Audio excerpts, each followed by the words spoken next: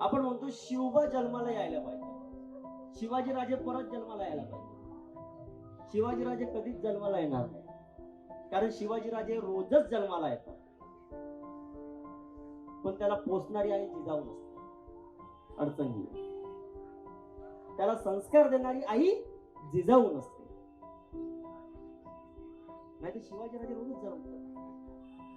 ते राजे जन्मले होते पण त्यांना संस्कार ते मिळाले म्हणून ते राजे झाले. आजचे राजे रोज जन्मतात, त्यांना संस्कार ते मिळत नाही, ते नौकर होतात. फरक या दोनच गोष्टीचा, बाकी तिसरा कोणताच फरक नाही आहे यात. शिवाजी महाराजांच्या जीवनावर जर काही विशेष गोष्टीवर जर आपण नजर टाकली, प्रकाश टाकला, तर आपल्याला लक्षात येईल की ते तेव्हाचे अव्वल दर्जाचे बिझनेसमॅन होते. अव्वल दर्जाचे, मोठ्या दर्जाचे.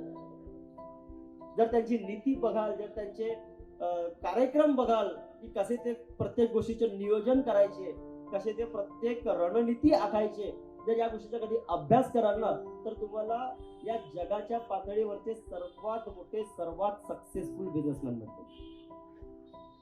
अभ्यासाची गरज आहे, आपण तो अभ्यास करत नाही. आपण फक्त एवढं वाचतो की महाराजांनी वाघ नख अफजल खानाच्या पोटात कशी खूप असते, आणि आपल्याला तेच माहिती आहे. तो मेला एवढं माहिती आहे, ते मेला त्याच्या अगोदर केलेली रणनीती, त्याच्या अगोदरची प्लॅनिंग ही आपल्याला 1% माहिती नाही.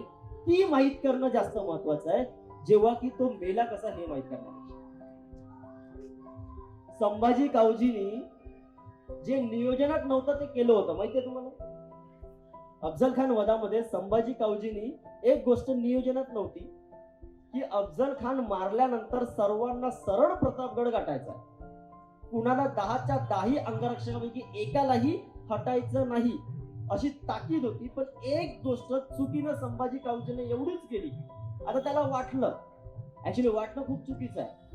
आमच्याकडे जेवढं वाटलंय ना आजपर्यंत तो नुकसानच झाला, ठीक आहे ना. तर वाटलं त्यांना की तो मेला नसेल. आपल्याला वाटते ना कधी कधी, आणि ते वाटणं नेमकं गडबड होते ना. तर त्यांना असं वाटलं संभाजी कावजीला की अफजल खान मेला नसेल, कारण महाराजांनी वाघनखं पोटात टाकली होती, आतडी बाहेर काढली होती, पण त्या पठ्ठानं आतडी जमा केली, पुन्हा पोटात टाकली आणि पराला. तर संभाजी कावजीला असं वाटलं की अफजल मेला नसेल, तर हात तिकडे गेला आणि भोई जे असतात, पालखीचे भोई, त्या भोयांचे 4ही भोयांचे पाय कापले आणि त्या अफजल खानचं मुंडकं कापून तो महाराजांकडे घेऊन आला. आता गोष्ट काही खराब होती काही, अफजल खानचं मुंडकं आणलं होतं बाकायदा, चांगली होती, पण महाराज त्याच्यावर खुश नाही झाले. महाराज त्याच्यावर प्रचंड रागावले, एवढे भयंकर रागावले की म्हणे तो मेला असता नसता त्याला उद्या मारलं असतं, विषय तो नव्हता, पण तू जी गोष्ट नियोजनात होतीच नाही ती गोष्ट तू केली कशाला. कदाचित जर तुला काही झालं असतं तर मग मी तुझ्या घरच्यांना काय तोंड दाखवलं असतं.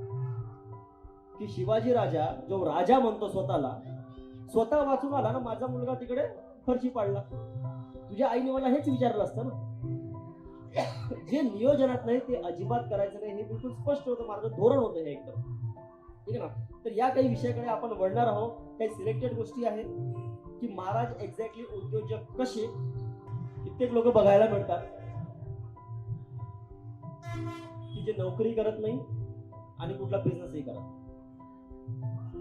बिझनेस करायची लाज, नोकरी त्यांना मिळत नाही. आजची परिस्थिती हीच आहे ना, आजची परिस्थिती हीच आहे. आणि खास करून जे सर्वंट लोक आहेत त्यांचे जे मुलं असतील, तर त्या लोकांना जर नोकरी नसेल लागत तर त्याला चहा विकायची 100% लाज, त्याला प्रेस कपडे करायची 100%. छोटे धंदे तर तो करणारच नाही, छोटे बिझनेस तो करणारच नाही.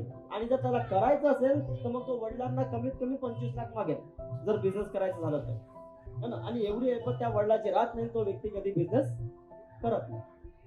आजची परिस्थिती. पण महाराजांनी जेव्हा हे स्वराज्य उभं केलं, जेव्हा हे राज्य उभं केलं, तेव्हा त्यांच्याकडे काय होतं? शून्य. 1 रुपया, 1 आना नव्हता. एक जेव्हा तेव्हाचा जो टक्का चालत होता ना, जेव्हा तेव्हाच त्याला मोहरे म्हणायचे, मुघल मोहरे चालायचे, कारण तेव्हा स्वराज्य नव्हतं, तर ते सुद्धा त्यांच्याकडे नव्हतं, तरी सुद्धा त्यांनी स्वराज्य उभे केलं. एक तुम्हाला मी लेटेस्ट न्यूज देतो. वर्जिन एअरलाईन, याच्या अगोदर मी सांगितलं एका मीटिंग मध्ये, वर्जिन एअरलाईन आरटीबी मध्ये सांगितलं होतं मी, व्हर्जिन एअरलाईन. व्हर्जिन एअरलाईनचे जे मालक आहे रिचर्ड ब्रॅन्सन, ठीक आहे ना, 0 रुपये, 1 रुपया नव्हता. आज जगातली सगळ्यात मोठी एअरलाईन आहे. 1 रुपया नव्हता, आज जगातली सगळ्यात मोठी एअरलाईन्स आहे.